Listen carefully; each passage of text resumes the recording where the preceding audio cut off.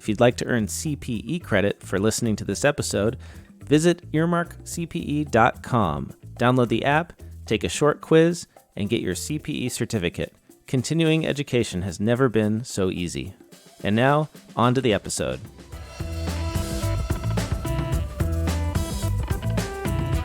This is Oh My Fraud, a true crime podcast where victims get fooled instead of filleted. I'm Caleb Newquist. And I'm Greg Kyte.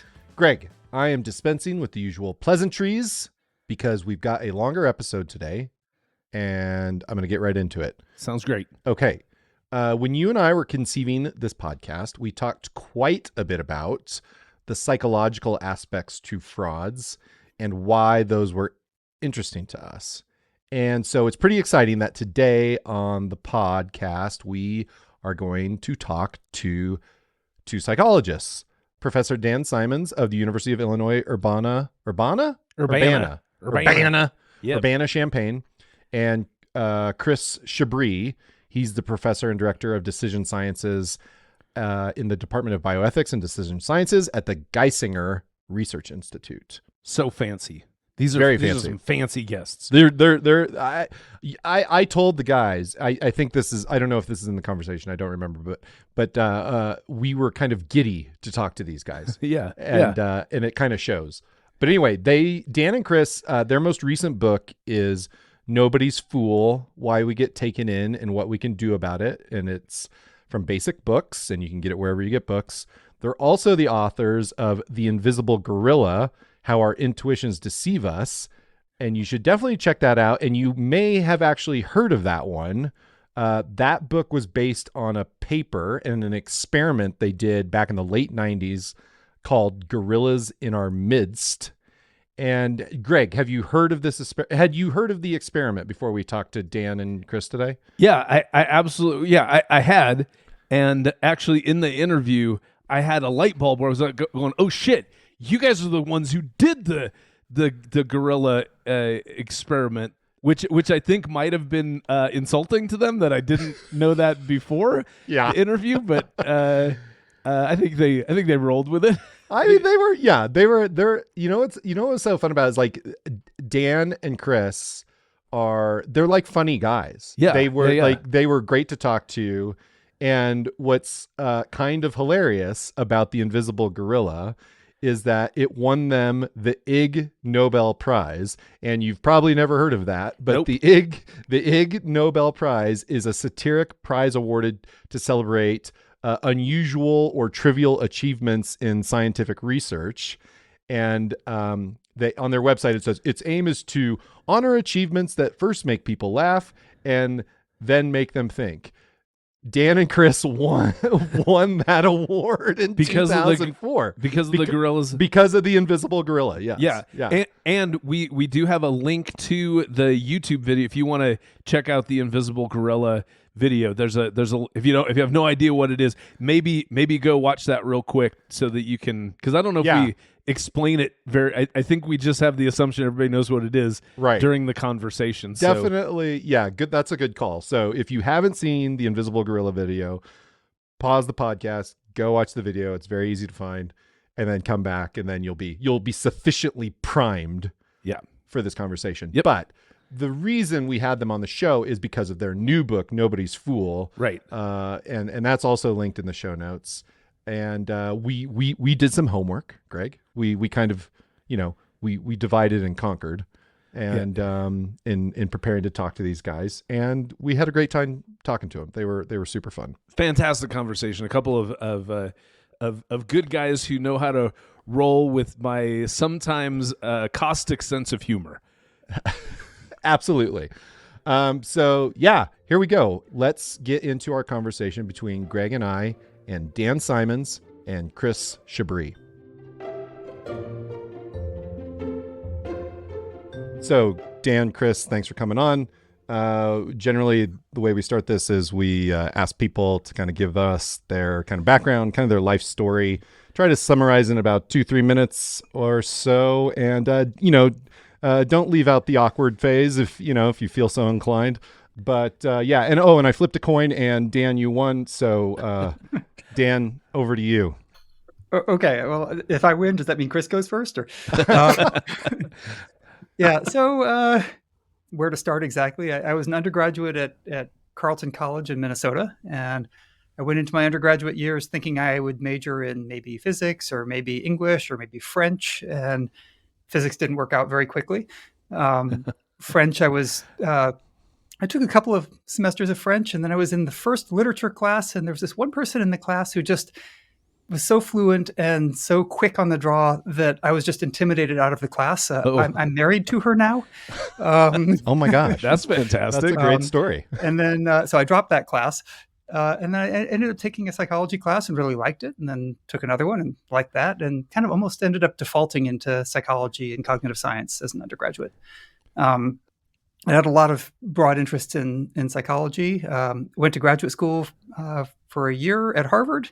My advisor ended up going on maternity leave and then leaving for Northwestern in my first year there. So I ended up transferring to Cornell, where I started out doing work on cognitive development. So how kids understand different kinds of objects and categories, and how they reason about what's inside different kinds of things based on what they look like.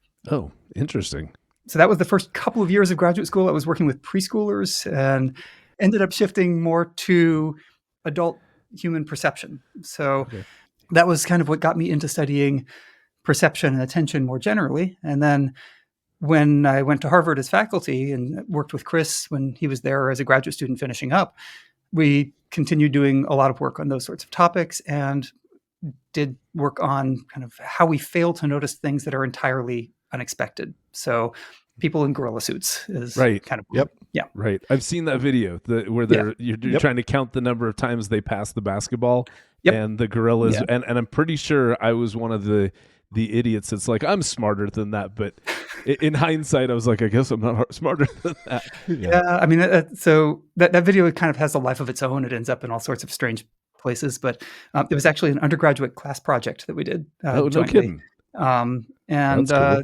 The finding is that about half the time people don't notice. And because it's right at that kind of sweet spot of half the people noticing and half not, you can watch it in a room of people and 2 people will see it and 2 people won't. And then they'll argue about how clueless the people who missed it are, or, or how lack of focus the other people. That's what I like to, that's how I defend myself, is I'm so laser focused on the task. I'm so effective at my job that I don't care about a gorilla.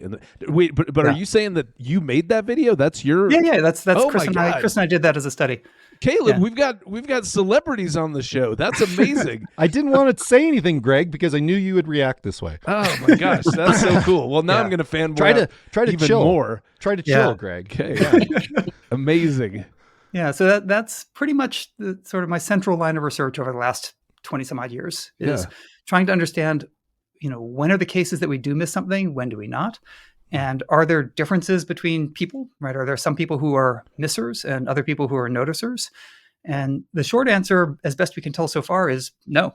Some, whether or not somebody misses it seems to be mostly due to chance at that moment. And as long as you're trying to do the task and doing it passively, you've got a chance of noticing it and a chance of missing it.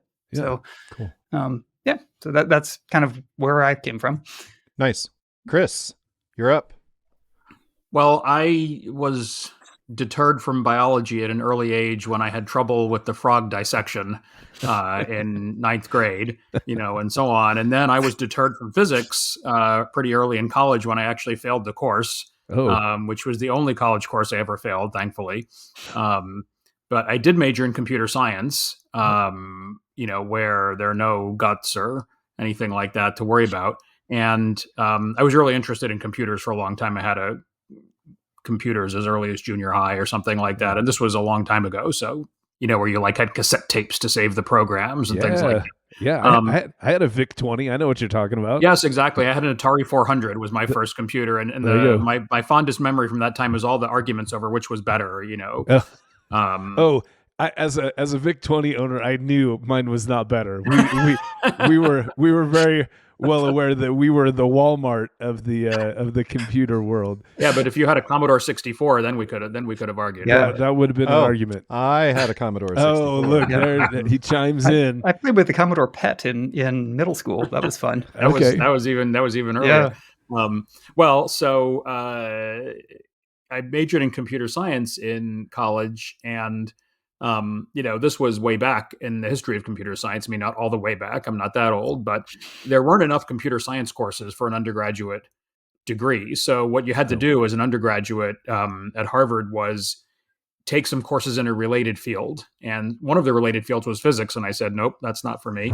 Right. One of them was math, also not good enough at that. And one of them was psychology. And I had a friend who had been doing that on that same track. And he said, oh, you should try this. So I did that. I wound up taking more psychology courses than I needed to. And one of my professors at the end of college offered me a job working in his lab. That was Stephen Koslin, who's now retired. He's the former chair of the psychology department at Harvard and dean of social studies. He's now retired from there. And he was also the one who talked me into going to graduate school. So I kind of had to be dragged into all this stuff like all along. And then, as Dan says, we met when I was finishing up grad school and Dan was starting as a faculty member. And I had been really working on not entirely different things. I mean, some different things from what Dan was. But then when we worked together teaching this course, that's what really got me into this same line of research when we had to come up with this class project, which was really Dan's idea. But in making that film with the people passing the basketballs and so on, my job was choreographer, which is the only time I've ever choreographed anything. I couldn't even handle the dance lessons for my own wedding. So I was in charge of like making sure people didn't run into each other and came out at the same right time, and so on. So in the video, somebody almost gets hit by a ball. So oh, nice. Yes, that's why you can see why like I never had that job again. I got into sort of cognitive psychology around the same time, cognitive science around the same time, but I think I've probably worked on more different topics, since then than Dan has. And I've worked a lot with economists and other social scientists and so on. And right now I'm doing research at a healthcare organization in Pennsylvania, really focused on applying ideas from psychology and decision-making, behavioral economics to helping people make better decisions in health-related matters, and also continuing to work on many other topics. Nice. Cool. And Perfect. so just to kind of set the stage for the audience, you guys, based on the invisible gorilla, it started out as an experiment, right? Mm-hmm. And then eventually, to make a long story short, it evolved into you wrote a book together. yeah, we did. I mean, it was actually an experiment that was replicating much earlier work and trying to build on it. So there was earlier work from Ulrich Neisser in the 1970s doing a similar sort of task, and we wanted to kind of get the same thing and then make it a little more kind of in your face to see whether people really would miss it, even if it was not like a hard to see thing. So that's where that came from. The book that we wrote was inspired by the study, but it wasn't actually about that specifically. So the interesting thing from our perspective is that we've known for decades that people can miss unexpected things. That wasn't incredibly new in the field. It was not as vivid, but it was not a brand new finding. The interesting thing for me, and I think for Chris as well, was how much of a discrepancy there was between what people actually see, which we've known for a long time, and what they think they'll see. So if you show people something like that gorilla video, they're convinced that, of course, I would see if a person in a gorilla suit walked into the scene and thumped its chest and walked off the other side. Yeah. And it's that intuition and that mismatch between our beliefs about how our minds work and the reality of what we see and remember and notice. It's that discrepancy about our intuitions that was the motivation for what we wrote about in the book, which is much broader than just that one example. Right. Based on that, because I guess just so you know, both Caleb and I we're very much psychology turns us on. So you guys are really a couple of the sexiest guests that we've had on this podcast.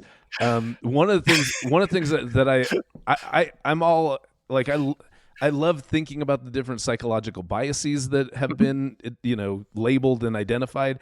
One of which, and I think this actually applies pretty strongly to Nobody's Fool, is the bias blind spot, where you're like, okay, that makes sense that people be tricked by that, but not me, not this guy over here. Have the two of you gotten to the point where you're like, yeah, we also, like, we're just as susceptible to to whether it's things like fraud that we're talking about in Nobody's Fool, or whether it's talking about, can't see the gorilla behind the people playing the basketball. How susceptible? What's your thought about bias blind spot, and do you still have it? Well, speaking for myself, I have not defeated it. I doubt anyone can. One way I know that is that when the gorilla experiment had first been published, or a few years after that, I would occasionally show it to people and actually watch the video along with them and try to count the passes that the people were making. And I noticed a couple of times that I would get to the end of the video and I would not have seen the gorilla, and I would wonder why the video stopped and so on. So even when I was focused enough on one task, I could miss other things that were happening on the screen in front of me, even though I knew they would be there. Dan, what about you? Have you conquered of course not. You conquered your bias? I mean, I think one way that I know that I haven't is when we first started doing these studies, even though we knew that people would miss the gorilla, you still kind of held your breath every time you would show it, because you were convinced that of course everybody would notice it, right? And this is the same sort of experience that I think magicians often have, where they're just starting out. They're convinced that because the way they're doing their trick is right there in the open and everybody can see it, they're convinced everybody's going to see it. And it takes a lot of practice and rehearsal to get to the point that you say, okay, I know they're not going to see it, even though intuitively it feels like everybody's going to notice this thing. Right. Yeah. So I guess if we're saying everybody's susceptible to bias, blind spot bias, meaning one of the many psychological biases, and you do cover this in the book, because part of your thesis is that everyone can fall victim to a fraud. We actually just did a podcast recently about Darren Berg, who was he's called like the mini Madoff, or the Madoff of the West Coast. Had a big old Ponzi scheme, and very interestingly, one of his victims was a guy whose job used to be an investigator, where he would investigate and prosecute people who were doing Ponzi schemes. And so you would think if anyone's not going to get suckered into this, it'd be him, and he absolutely was, and lost a bunch of money. So can you speak to that? Just like to what extent is everyone, because that's the flip side of your book, is you're giving us tips for how to protect ourselves from it, but is that just futile, and was that just like a cute idea for you to put in there? You're like, you're all going to lose all your money anyways, but here's maybe a couple ways you could lose less. Well, I bet that the investigators of Ponzi schemes are still less likely to be victims of Ponzi schemes than, people who don't investigate Ponzi schemes, right? So maybe this was the one case that that was ironically interesting. Right. I suspect that lawyers are less likely to be defrauded in these cases, let's say, than non-lawyers. But it's true. I think you're right. One of our main points is that it's naive and dangerous to think that you can't be the victim of these cons and scams that look in retrospect obvious and simplistic. And one reason why we feel that way is that we only see these cases that have been solved and where we can completely lay out the story in a nice movie or podcast or book or something like that. And in retrospect, all the signs look obvious. Whereas, when time is moving forward, it's hard to know what everything means and what's legitimate and what's not. And that's part of what we're trying to do in the book, is sort of give some advice about what kind of questions you can ask yourself or others, and what warning signs you might want to look for that you could potentially see in advance rather than just in hindsight. Yeah. I'd say a broader point is that, the central theme is that, it's not just that gullible people fall for these things. Yeah. Really highly educated, critical thinking people can fall for them when they're targeted. And maybe some people are more likely to fall for completely untargeted scams than others are. But for the ones that are targeting people, you can have really people who have tremendous amounts of experience and expertise and are world leaders in their own fields. If the scam targets them in an effective way, you can fall for it. I mean, there are scams that target scientists and professors who are heading to conferences. There are scams that have fooled, former secretaries of state. So it's not that it's only kind of clueless or naive people who fall for these. Yeah. So here's kind of I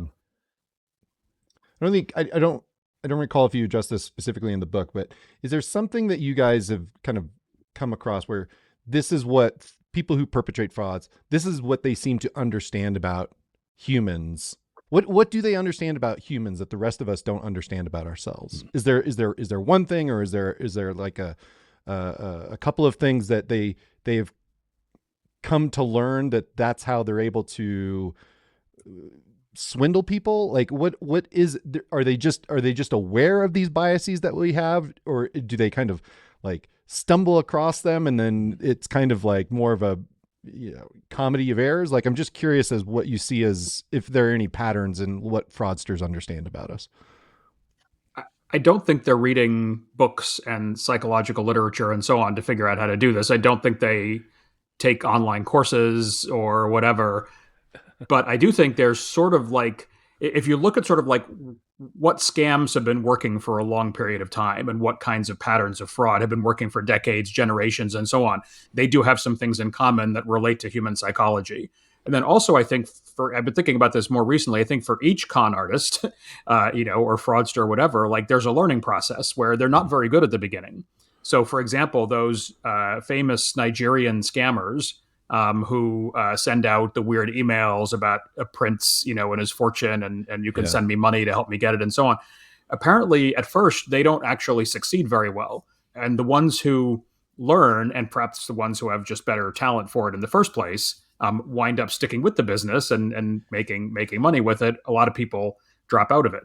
As for what they know about human psychology, I think that's in a sense a good way to describe the contents of this book, actually. Is we have sort of tried to reverse engineer what are the key things they know about human psychology that helps that helps them succeed. And I'll mention one of them, and maybe Dan can contribute some other ones. But the first one is they actually know, in a sense, about the invisible gorilla effect, so to speak. They know that when people focus on one thing, they can be blind to things that happen that they're not focusing on. Or more generally, when people focus on one thing and process the information that's in front of them or that's been put before them, they're very unlikely, or at least less likely, to go and look elsewhere for other kinds of relevant information. People will often make a decision based just on what's in front of them, even when other information they don't have could be just as important or more important to making the decision.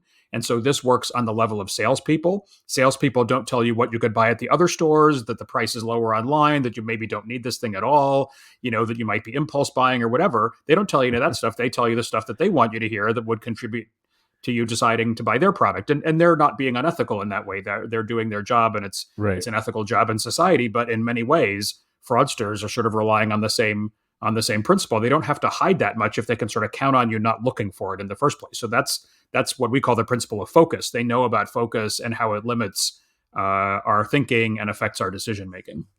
Yeah. In a sense, it's effective storytelling, right? I mean, if you're telling somebody a story, you don't necessarily have to fill in every background detail.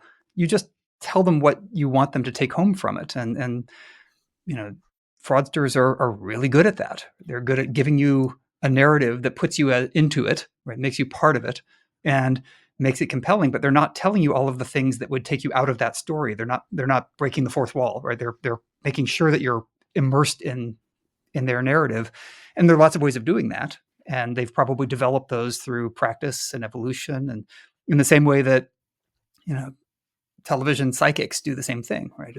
They have a rapid patter that forces you to kind of pay attention to what they're saying and not to have time to focus on what they're not saying or how likely it would be that this guess would be right just by default.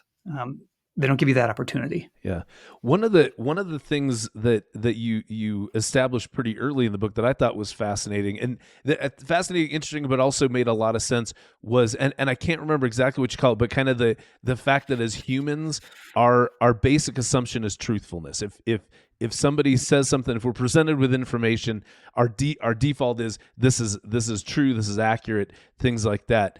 And I know that factors in tons to even the stuff you guys were just talking about. Because again, I like to think of myself as especially because we got a freaking fraud podcast that I'm going to be less susceptible to fraud. But I can think of two times where I've gotten text messages where I was like, I was moments away from clicking the link that I'm sure would, make it so that I transferred my mortgage to a Russian hacker or something like that. But one of them was like, hey, there's a problem with your Mountain America Credit Union account. We need you to click this link to fix it or something like that. And I did at that point. I had not too long ago opened an account at Mountain America Credit Union. Yep. And the funny thing then is I was going, because I knew the account had hardly any money in it, and I was like, well, if there's a problem, they're talking about like $18. So that was really why I didn't click the link, is because I'm like, this is not a life-changing amount of money that we're talking about by any means, and I'm busy right now. And then later I happened to call them, and I asked them about that, and I said, that's 100% a scam. Like I called them for something unrelated and was like, also, what about this text? So that's an example of me just going, oh, this must be true. And I guess the little bit of verification, if they had said, for Wells Fargo, I would have been, well, this is a scam because I don't have an account at Wells Fargo, but they got lucky with what I had. So in terms of that, like the two things that I guess one of the things that I really thought was interesting is that you also defended the truth, like that assumption of truth, in that society couldn't function without it. Could you guys speak a little bit to that? So there are a couple of interesting things going on in your example. One is that they're sending messages to a lot of people about a lot of bank accounts and so on, and they don't care if some people get a message it's about a bank they don't have an account at, or some people have only $18, whatever. They just want to get a few people who will actually follow through and give them money. So most scams profit from the very few people who are actually willing to go all the way. And their profitability comes often from being able to filter out the people like you who wouldn't bother. So you didn't bother to answer them. You cost them nothing. They just, so then we get to this concept of truth bias that you were mentioning. So truth bias, I think, is a concept that seems kind of obvious once you've heard about it, but we don't really think about it in advance. And truth bias simply is the idea that we tend to assume that everything we see, hear, read, are told is true, as opposed to assuming everything is false, which would be a hard way to get through life. If you just thought everything you ever saw was false, you'd never find the exit to a building. I guess you could look for a sign that said entrance, and then that would be the exit or something, but you would never even get out of a building. Or marking it as uncertain or unknown and then waiting for more evidence to come in. It seems like we don't even do that. We generally sort of assume it's all true, and then maybe later we will remark it as false or unknown or something like that. But that takes extra effort, extra time, maybe more information. And if we're in a hurry, or we just don't bother to get that information, or we're distracted, we don't sort of take that step. And that, I think, leaves us open to a lot of these other techniques of scamming us, is the default belief that things are true to start with. That can start the whole thing off. And it can be a momentary thing, right? It can be that you just initially accept it as true and very quickly say, no, that can't be right, which is, in an ideal situation, especially if it's something that you are disinclined to trust in the first place. Yeah. So that can make it a lot easier. But I hear from a lot of people who consider themselves to be skeptics and critical thinkers who are like, well, I could never fall for these sorts of things because I'm skeptical. I'm a good critical thinker. And maybe you're less likely to fall for an obvious scam, but I can guarantee you that there are scams that could target that skeptical thinking, and that you will pass along things you see on social media without vetting them fully because they're aligned with your worldview. Right? So in that sense, you've contributed to deception without necessarily even knowing it. Right. So, I don't think there's some sort of universal protection against this, and I don't think you'd want it. If you're a perpetual cynic about everything, you're not going to have a lot of friends. Right. Chris, likely you wouldn't have gotten married if you were like, if your future spouse was like, I love you, and you're like, let's see if we can find some evidence to back that. Can you? Well, but you make a good point, because actually, like in the whole category of romance scams, people do say I love you, but it actually is not true, and it's a high stakes evaluation to make. Should I believe that? Should I not believe it? Or maybe I should gather some more evidence. And people do that all the time, right? It's one thing to say I love you. It's another thing to buy an expensive ring. It's another thing to schedule a wedding. It's another thing to move in. But some romance scammers will go to all those lengths, right? So it's not necessarily even easy in that case, right? So those high stakes decisions, you should be gathering the more evidence and making a better judgment, maybe even getting some outside views, right? Should I really marry this guy? That kind of thing. And so what do you think of this stuff he's been doing? Is this shady, right? We do those kinds of things often, but but not necessarily enough or in the right circumstances. Yeah. And the most common form of that, of course, is the person online that you've never actually met in person. Right. And that's a good situation to be asking yourself, if it's somebody online and they've never met them in person, are they really who they say they are? Should always be a question we're asking based on people we know online only. So I want to ask you about, because you're right, I think we all know people who fancy themselves to have like highly acute bullshit detectors, right? Mm-hmm. And so my question for you guys is, does that kind of like overconfidence sometimes make those people like the perfect mark in a way? I've talked to a couple of magicians who have commented that some of the easiest people to fool are professors, right, who value themselves as critical thinkers, right? Right. And the reason is magicians are very good at giving people a false story. They give you a narrative. They make you think, here's what I'm doing, when they're actually doing something totally different. So all they have to do to fool somebody who's a good critical thinker is give them a possible explanation for the magic effect that's wrong. And if they think they've discovered it themselves, they lock onto it. And by the time they reevaluate and realize that couldn't have been it, it's too late. They've missed the other opportunities. So gotcha. Much harder to fool kids who aren't paying attention as well to what you're fooling them on the story they're giving them. So that's a case where it might well be the case that critical thinkers are actually more susceptible because they think they've got the answers. They're quick to find the problems, find the loopholes. And if a magician is good enough at subtly giving that cue that here's what I might be doing, that they discover it, then they're lost. Yeah. So and so again, back to kind of the general concept of skepticism that we were just touching on too. So Caleb and I, our backgrounds both in accounting. And one of the things that this is actually literally an ethical requirement of accountants is something we call professional skepticism, which is like it's basically the trust but verify, except just without the trust part. So that's what accountants are supposed to be doing. If I go in to audit your books, I'm basically just you're going to tell me a lot of stuff, and which is great because I need to gather information, but I need to verify everything that you're saying. But the problem that we find throughout when we're talking financial statement scams, a lot of times with a lot of embezzlement cases that we see is it's like this should, if any auditor was doing the basics of their job, they should have found this, but they got fooled because of whatever. I guess one of the things, have you guys heard of the concept of professional skepticism for accountants before? Is that a new thing for you?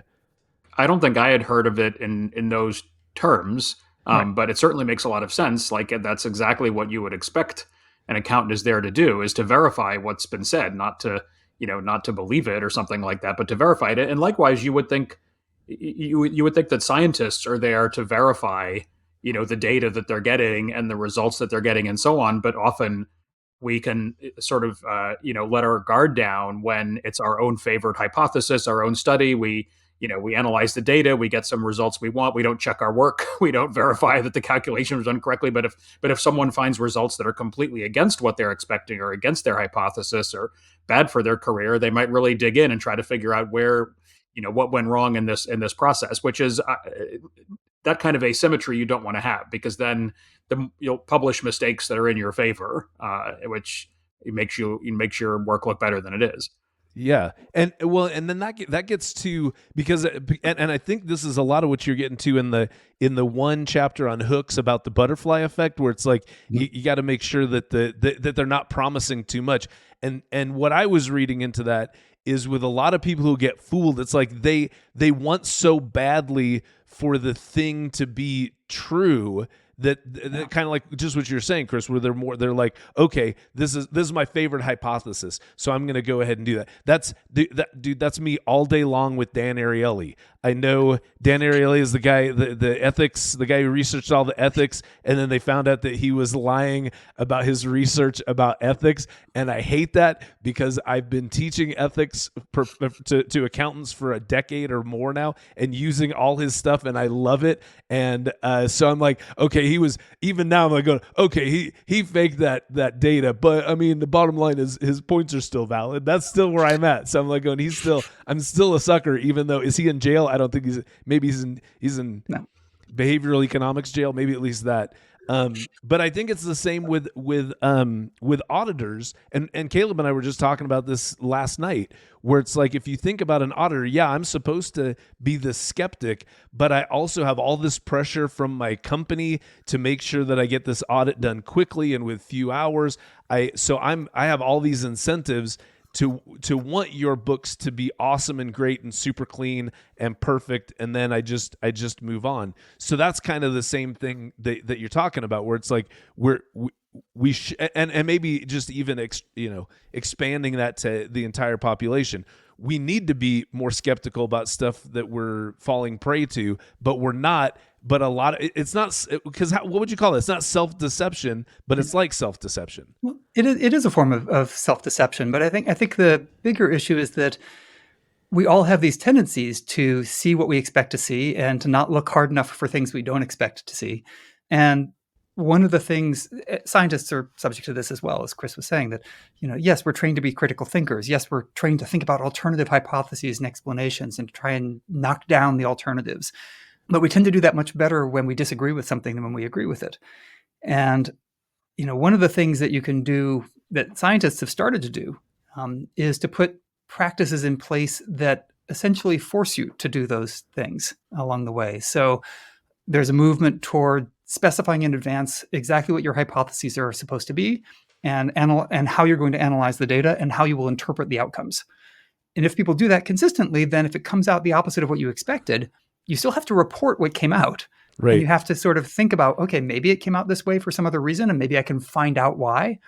But you're having to dig into it. You're not just dismissing it. Right. And, so you're saying scientists are being held to use the scientific method? Finally? You'd think that this would be kind of obvious. It's kind of amazing that this isn't the norm. It's kind of what's taught in second and third grade when you learn about what a scientist does. That's exactly what I was thinking when you were talking about those stuff. It's like, I swear in fifth grade I had to write a report about pass a test on exactly that. And it's it's the sort of trend that seems like the sort of thing that everybody should have been doing all along.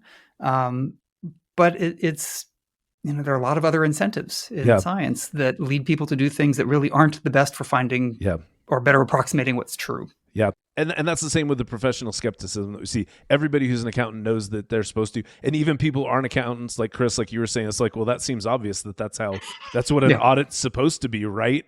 But then we just don't do it, and that's just I guess what you're saying, Dan, is that's basically just a weakness that humans have in general. So, and the question is, can you put in place preventative measures that keep you from falling for it? Because that's going to get you a lot of the way there. Right? Yeah. If you can set up those sort of conditions in advance, those checks so that you are automatically doing them regardless of how your data come out. So, for example, in my lab, we have a policy that we don't publish a result unless I and somebody else in the lab, or two other people in the lab, independently analyze the data and see if we come up with the same numbers. Okay. And you find errors that way. I mean, everybody makes mistakes. If you don't do that, then the errors you notice are the ones that make your result come out not the way you wanted it to, and you miss the ones where it came out exactly the way you expected. You don't check further there. But if you set up that procedure so that you're automatically analyzing the data multiple times with different people, you find out if you got something wrong. So, if I may, I'm kind of, we haven't mentioned this yet, but and I know this can be a very technical aspect in your field, but how much of this is our egos working against us in terms of whether it happens to be, it's like thinking that I have a good bullshit detector, or thinking that's like, oh, I don't make mistakes, I'm very careful. How much is it just our wiring and we don't really notice it? Or is that overconfidence that I kind of mentioned earlier? How big of a factor is that in when people are getting fooled? The overconfidence can be a very big factor. But it is true that many people are good bullshit detectors in areas where they have expertise. So I think the mistake is to think that in general, I'm a good bullshit detector. Yep. Or in general, I can read people well and know when they're trying to cheat me and know when something legitimate is happening. Right. You might be good within your own field because you know, if you know a lot about finance, you can probably more easily tell when someone is trying to sell you a scam or a fraud than something legitimate, but you may have no expertise when it comes to whether medical advice you're getting is good or is it pseudoscience or you know, or something like that. Right. So I think that general thinking that you're really good at detecting bullshit is a bad strategy. You should know what your limitations are, where you're an expert, where you're not an expert. Right. We did come across a lot of stories where people, though, seem to have been sort of taken in scams targeted at, you know, intelligent, educated, wealthy people, because those people were apt perhaps to make quick decisions and to trust their instincts and to think they were good readers of people and they were very experienced and worldly, so they should be able to tell when they're being scammed and when they aren't. It's bullshit detection is great. You just have to know when you're good at it and really be aware when you're not. Right. And I guess, you address this in the book, but like essentially the curse of knowledge, in the sense that, like, as you say, you have this expertise, but that expertise isn't transferable to these other areas, and that's the vulnerability. Yeah, and I'd say there's also a second issue, which is that we often don't get feedback when we make mistakes. Right. So in sciences, if you're not checking and rechecking your results every single time, you're not necessarily going to know if you made a mistake unless somebody else points it out. And people don't like to make mistakes. No. They don't like to admit that they might make mistakes. And they don't like being told that they've made a mistake. They either. definitely don't like being told they're making mistakes. Yeah. And you see this all the time in when a paper is corrected or retracted, somebody finds out that they just calculated something completely wrong and the key result doesn't hold. They'll say, well, yeah, that's right. You know, we made a mistake there. But the conclusions all still hold, which is kind of like, really? Right. You know, if they still hold, then why do we take that initial result to be meaningful at all? Yeah. Right. Yeah. And it's a really common retort because people don't like to admit that, yep, I could have been wrong. And maybe I got that completely backwards. It happens, but there's a lot of science being produced, and the same way there are a lot of, you know, business reports being produced and financial statements being produced. And, you know, how often do we miss the mistakes that are out there? Probably quite a bit. Well, one of the things that you were talking about, well, I guess first off, just to round up the thing about if you're an expert in the field, you're more likely to actually detect that. So I'm a CPA. I'm an expert when it comes to accounting. So and like I said, we have the fraud podcast. So even though I'm not impervious to fraud, I think I'm more likely to detect it. I'm also an expert in my own body. I've been in this body for almost 52 years now, and so I'm an expert in that. So when I did give myself the ivermectin enema, I felt like that. I felt the COVID go. Did you try the bleach?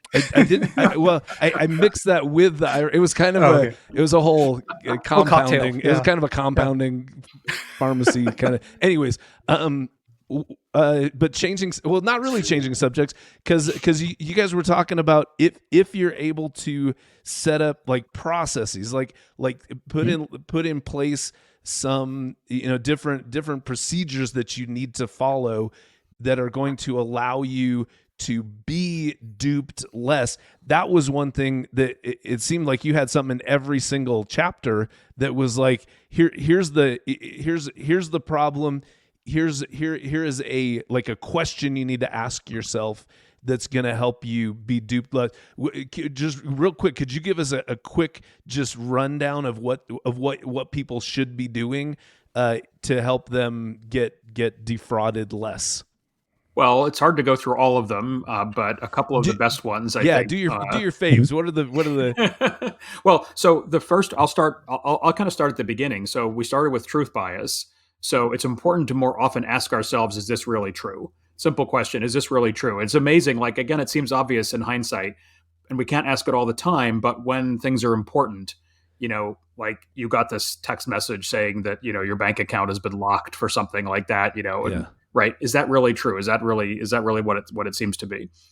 Then when it comes to focus, before making a big decision, we have to ask about the information we have in front of us, what's missing. So what information is not here that I would really like to have in order to make this decision more accurately?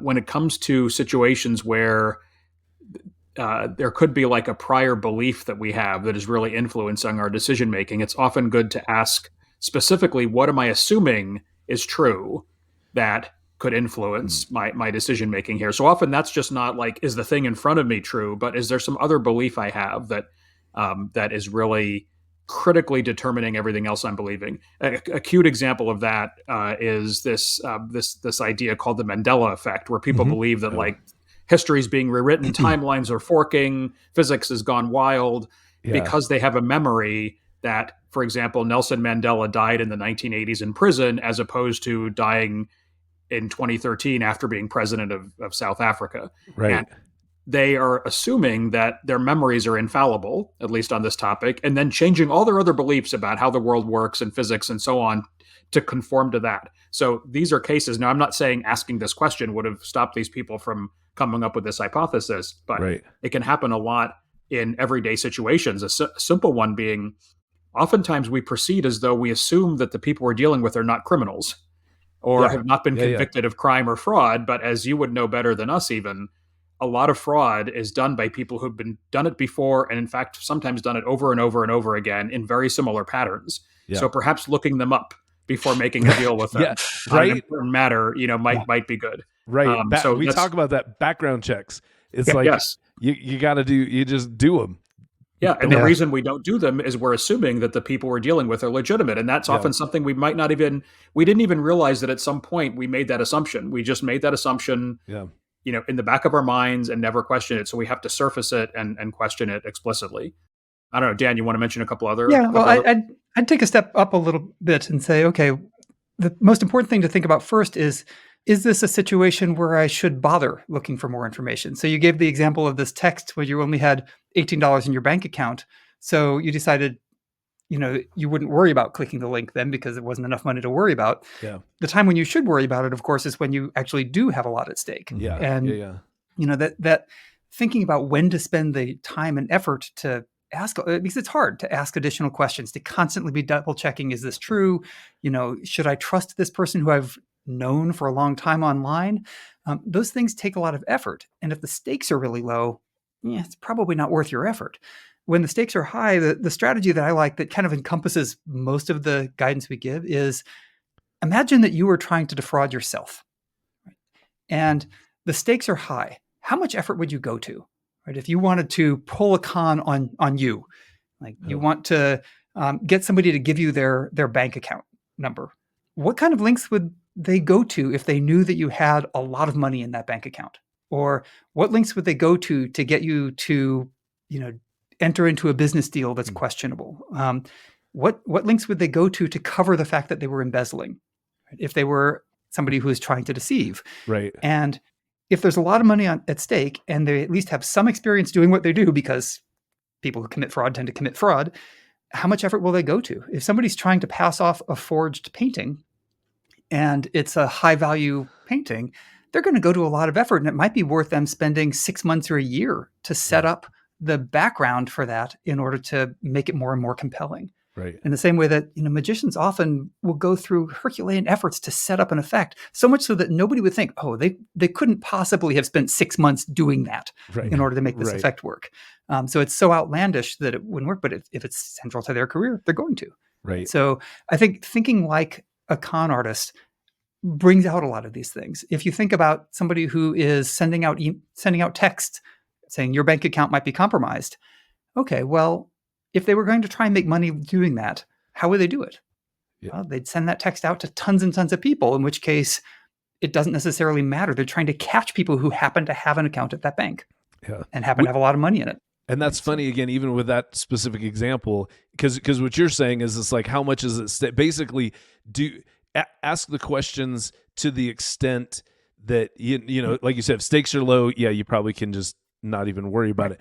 But for me with that text, it was almost like I did it exactly the opposite, where I was like, I didn't fall for it because there was so little at stake, Whereas if I had, $40,000 in that account, I might go, oh crap, that's my $40,000 account. Let's click that link and figure out what's going on. So when you first gave me that example, give us that example, I was thinking, okay, you did that exactly backwards. Right. The time when you should be thinking critically about it is the time when there is a lot at stake. And you need to slow it down because there's so much at stake. Because I think, and that's another thing you guys pointed out in the book, is like so often, I can't remember, there was some celebrities that got tricked into donating money to some scam website kind of thing, and that they were just kind of they clicked through just because they're busy. They're just busy and they're going fast. And so I think that's part of it. I think that's kind of behind a lot of what you're doing. Every single protocol is really just slowing down a little bit or a lot. Is that fair to say? And yes, and never believe an exploding offer, right? Like, can you guys think of any exploding offer where you must respond within a certain number of minutes or hours or whatever? That's important, not just like, free shipping expires at midnight, but something really important that you should respond to that quickly. I don't think there is one, except in very specialized cases like job offers, right? Yep. Where they'll keep the job offer open. Yeah. Well, even there, it's probably negotiable. Yeah, you could probably ask for an extension, right? But so often, so often we somehow get tricked into thinking we have to respond quickly, and that's behind a lot of scams, a lot of sort of like high volume scams, like that try to ensnare a lot of people, as opposed to very bespoke, $1 million painting scams where they know there's only a few potential buyers, but where like anyone can go to a Walmart and buy gift cards and start reading the numbers over the phone. So, just don't do anything that quickly. Like that's a sort of a simple heuristic for not being scammed. You won't miss out on anything important. Right. Exploding offers and exploding threats. Right. I mean, a lot of the call center scams involve threats. The cops are going to come to your door unless you go buy gift cards. And nothing ever works that way. Yeah. Right. Yeah. Right. Greg, I have one question, and then I know you have a last question. I'm curious about what you guys think. I mean, this is your field, so you probably have a bias that yes, more people need to learn about this, and you wrote a book about it, and you're trying to educate people about it. But I guess Greg brought up auditors earlier, and I think that's a perfect example. And I think like journalists are another field where skepticism is supposed to be really important. I don't really get the sense that it's explicitly part of the background and training in those kind of critical fields where skepticism and asking more questions is crucial to doing the job well. And I think some people, there seems to be people that find a knack for it and they learn it on the job and they learn those skills on the job. But I think as far as like training and kind of like education, just simple awareness around this stuff in fields like, and again, I'm just using two examples of auditing and journalism, where this stuff could be really valuable. And it doesn't even I don't get the sense it makes, it's even on the radar of those fields. So I just wonder if you guys can talk about that aspect. And if you see any kind of hope for weaving this kind of thinking into those kinds of fields. I would say that those are a really good illustration of how we all have the same tendencies. Yep. So auditors and journalists and scientists are all supposed to be trained in critical thinking. They all get some training, right, in critical thinking and how to ask questions and when to dig further. But they're all subject to the same sorts of biases that we have. And the fact that we get some training about this doesn't necessarily immunize us against all of the ways in which we can make mistakes. Right. So that's where I really think having procedures in place that help prevent you from fooling yourself can make a big difference. So having external vetting of sources is a good thing to do in journalism. I often tell science journalists, one of the things that you should do if you're interviewing me for something is you should ask somebody about this who disagrees with me completely. Mm-hmm. Right? And a good question to ask is, are there people out there who would completely disagree with this conclusion? And it prevents you from, and if they say, no, everybody agrees with me, then it's like, well, then why are you doing the work? Because if it's so obvious that everybody will agree with you, then it's not interesting, and revolutionary in that way. Yeah. And you can't market it as a big revolutionary finding an idea if everybody agrees with it to begin with. So I think that sort of questioning who would disagree, why would they disagree, is an easy next step for a journalist to take in the context of science journalism. And if you make that part of your procedures, then you're going to catch yourself If you find somebody really compelling and a great storyteller and really charismatic, it's very easy to not question them. It sounds like a good example of where, like, checklists can help, right? If you diligently actually go through the things on a checklist and you don't make a decision before you reach the end, and so of course you still have to go through the checklist, right? It's hard to force yourself to do that. So I like Dan's idea of having other people who have to do the same thing, and you have to reach agreement. We found many cases in the book where there were, and in our research for the book, where other people sort of saw a scam in progress and said, wait a minute, that's a scam, and in a couple of cases talked someone out of actually, going through with it. So that's a great idea. I wouldn't want to sort of pretend to know how journalists should be trained better, and so on in the details. But I do think what our book can contribute is sort of a framework for understanding why and when and how that additional skepticism and questioning and so on might be warranted, and maybe some patterns of how people try to lead you to not do it, right? So I think that could be very helpful, and providing a little bit of psychological, framework and backbone to these common sense ideas that are already embedded in a lot of professions, as Dan said. Right on. Well, I actually have two last questions for you guys before we wrap this up. So the first one is on page 150 of your book, Nobody's Fool, you use the word oeuvre, and I was wondering if you used that just to make me feel stupid, or if that was actually had some meaning to the book itself.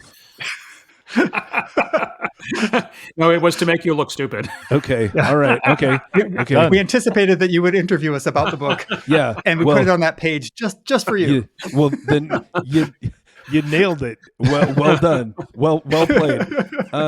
The other question I have, and this, it's funny, and this kind of falls back to the scientific method stuff that we were kind of talking about earlier, is that, I mean, just based on my own studies, I have formed a hypothesis. I did make some observation. I tested my hypothesis, and I have drawn some conclusions. I want to see if you agree with me about this. Fuck Malcolm Gladwell, right? Am I right?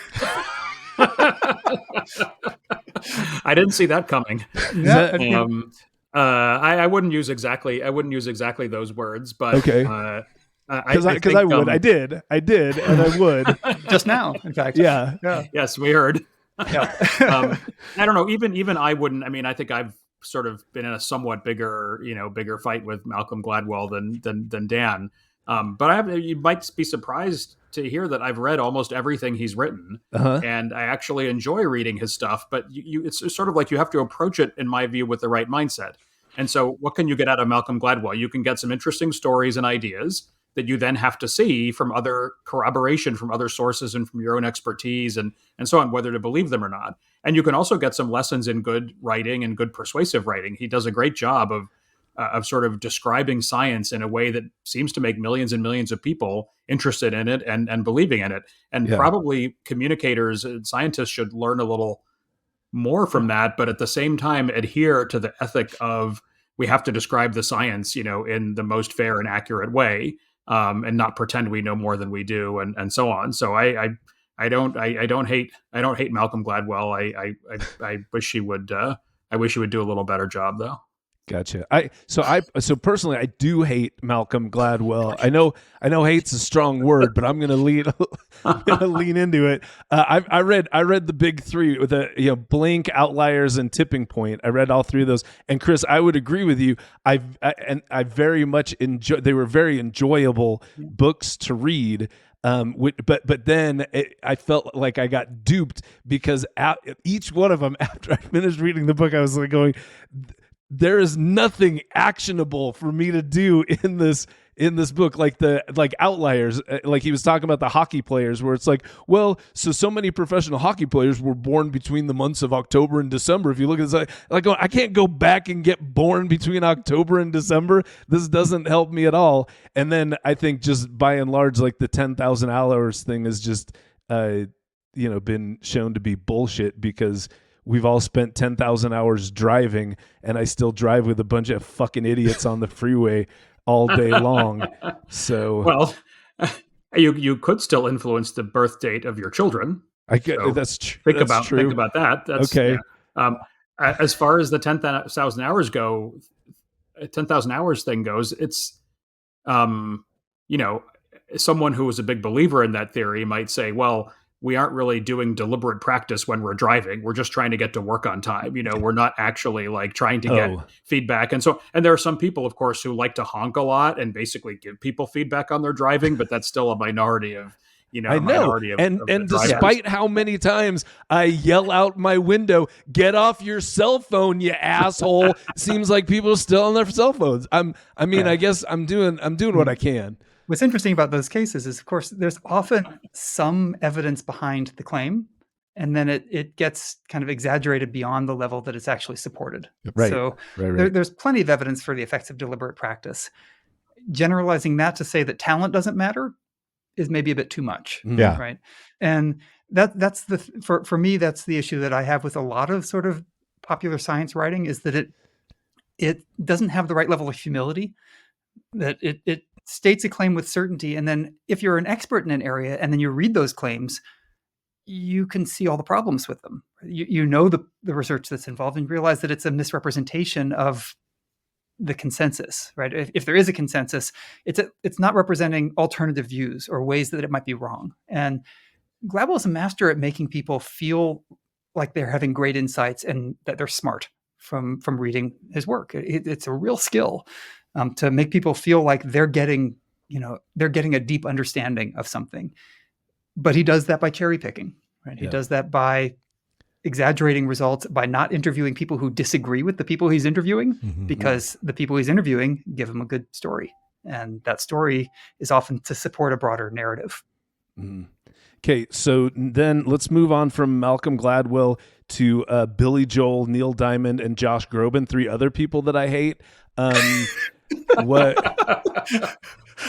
This is the part of the show where we kind of phase into Greg's grievances. Yeah. And so I know this isn't your necessarily your area of expertise, but I don't know what your hourly rate is, but Greg needs some serious help, and so we'll have you guys back on another podcast to talk about those guys.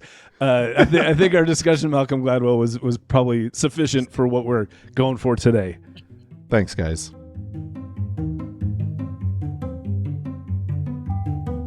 There you go, Greg. Did we learn anything? Were you listening during that conversation? I feel like we were listening. I was focused, man. The biggest takeaway for me from the interview was when we were talking about, it's almost like the kind of the silver bullet to getting defrauded is just slow down. Like, just take your time, slow down, do more due diligence. That's what you're slowing down to do. Because it's definitely an oversimplification, because you and I were talking about this, I think, in preparing for the interview and having had read the book, where it's kind of like, you know what, we do have this truth bias, and if we just abandon our truth bias and we make sure that we confirm everything that everyone ever tells to us, we will never make a decision ever, because and we won't have jobs, and we'll be broke, because we'll just be spending all of our time trying to figure out if a few statements that have been made to us are in fact true. One of the other things was, I liked the idea in one of the chapters about consistency.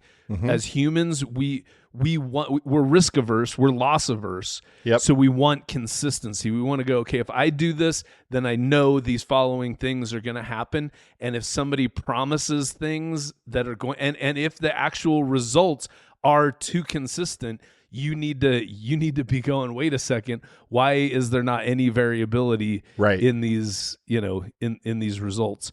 I thought that was very interesting. I also liked the idea of compared to what was one of the questions that they wanted, where it's like, again, and that's more like going back to, if you remember Charles Ponzi's original Ponzi scheme. Yeah, he was. It was like some astronomical rate of return. Like it was a 50% return in 6 months or something. I think it was shorter than that. Yeah. It was ridiculous. Yep. And you kind of go, but I think you broke it down into you get like a 6% return every month.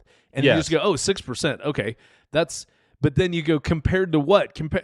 Any other investment is going to be like nothing compared to that. Right. So whatever, because it's kind of like that. That's how you can tell if something's too good to be true. Yeah. Right. Yeah. I think for me, the thing that this underscored, well, and I think, underscored or validated for me is that auditors, and we like to pick on auditors here, as people well know. Yes. But like, to me, it seems like some enterprising accounting school should put psychology into their curriculum if people are going to be auditors. Like at the very least, because then you have to imagine, then you kind of, if you're gonna have this trope of professional skepticism, like what is that based on? Like you just throw people out in the field and they learn how to be professionally skeptical. Like there's no foundation for what that even means. Right. And so like when you read about professional skepticism in your auditing classes, yes, they define it and they explain it, but like, what's the practical application of that in the real world? Like, how do you do that? And, and Chris, and they had suggestions like checklists and things like that. And those are all good. And famously or infamously, auditors have shitloads all of the fucking checklists. Yeah, exactly. But the thing is like, you actually that has to be like rigorous, right? It can't be, you have to somehow make that, instead of making it monotonous that's what it actually feels like in practice. It has to have rigor, so that it actually works. And I think that is something that auditing sorely lacks. Like it just, and I'm sure there's like we've joked before, the very last auditor that's listening to this podcast this will be the last episode they listen to. But in any case, I think if I were going to design a curriculum for auditors, there'd be some heavy duty, psychology curriculum that helps with that. And I totally hear what you're saying when they were like, checklists are a good idea, and I'm like, you're talking to us about fucking checklists? We're checklist fucking people, okay? You psychologists, you don't even know checklists. Listen, I got checklists on checklists, motherfucker. But I also think in terms of the psychology, because again, because I think that people like I felt like the concept of professional skepticism very easy to understand. Sure. Because again, it's like and even Chris copped to that. He's like, isn't that what auditors are supposed to do? And you're like, so for him it was very intuitive that they should be like that. But the problem is that we're supposed to be professionally skeptical, but then we also, like I was trying to say, we have these requirements. It's like, here's our billable hour budget. So you can be professionally skeptical, but only if you got time to burn, that kind of stuff. And so I think the psychology that I would want to see would be psychology saying, hey, listen, you're motivated because your paycheck is coming from the person who you're supposed to be calling bullshit on, and that's a conflict of interest. So let's make sure you understand that, and you understand how to deal with conflicts of interest. How to and that you can clearly identify that you've got perverse incentives really as an auditor. You need a heavy dose. You need a heavy dose of psychology, and you need a heavier dose of ethics. And I don't know, Kant or whoever, I don't know. Kant, he's one of them. Kierkegaard. Right? Yeah, let's just throw he's one of those two. Yeah, so let's just throw out some philosophers everybody's heard of, but nobody's actually read. The ones with K's, those are good ones. Right, they're the best. They're the best. If your last name starts with a K, I mean, I think that goes without saying. Right? Yeah, you're absolutely. Probably smart. Well, that's it for this episode. Remember, wait a minute. We can't wait.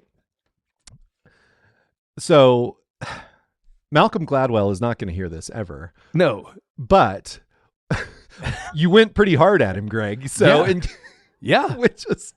but here's the other thing that the audience may or may not know, but because we did not explain this in the podcast, but there has been a it's a while ago, but there has been kind of a small beef or a small feud, let's say, between Chris and Dan and Malcolm Gladwell, and it is I found it fascinating.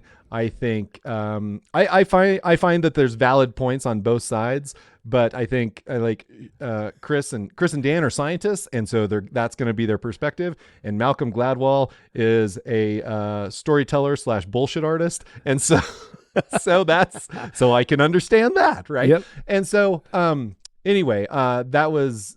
If you're so inclined, investigate on your own. You won't be disappointed.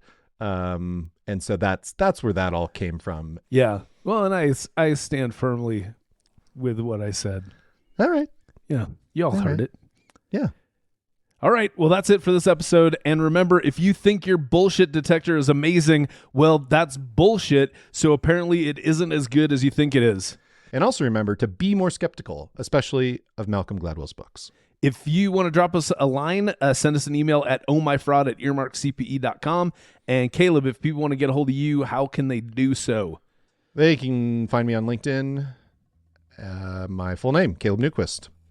Greg, LinkedIn, Greg Kyte, CPA. That's me. Yeah. Bald guy, glasses, and a beard. As we said at the top of the show, there are links in the show notes to Dan and Chris's books, Nobody's Fool and The Invisible Gorilla. Get those wherever you get books, and check out them on Twitter and LinkedIn. The Invisible Gorilla video is on YouTube. All kinds of good stuff. And yeah, enjoy. Oh My Fraud is written by Greg Kyte and myself. Our producer is Zach Frank. Rate, review, and subscribe to the show wherever you listen to podcasts. If you listen on Earmark, you can get CPE. That's a thing. It's so nice. It is nice. Yeah. Join us next time for more avarice, swindlers, and scams from stories that will make you say, Oh my fraud.